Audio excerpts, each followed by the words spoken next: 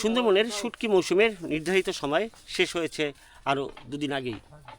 জেলেরা ছেড়ে যাবেন তাদের এই সব বাড়িঘর। তবে কিছু মাছ রয়ে গেছে শুটকি, সেগুলো এখন দ্রুততার সাথে, বলা যায় খুবই তাড়াতাড়ি, সেই মাছগুলো প্যাকেট করা হচ্ছে, বাছাই করা হচ্ছে। এই সামান্য কিছু মাছ এগুলো রয়ে গেছে এবং এইগুলো দ্রুত তারা বস্তাবন্দি করবেন, তারপরে হয়তো বিক্রির উদ্দেশ্যে পাঠাবেন এবং তারই প্রস্তুতি চলছে এই এই এই ঘরটিতে। কী নাম ভাই আপনার? শেখ মুতালিব হোসেন আকাশ। এই যে মৌসুম তো শেষ, তারপরও এই যে মাছ রয়ে গেল, এগুলো কিভাবে এখন কি মানে বিক্রি করবেন কিভাবে? এখন এগুলো বাছাই করা হবে, বাছাই করার পরে এটার একটা গ্রেড করা হবে। এই গ্রেডটা করার পরে মাছ পেটি করে শহরে পাঠানো হবে। চরের বেশিরভাগ জেলেই তারা ইতিমধ্যে চর ছেড়ে চলে গেছেন।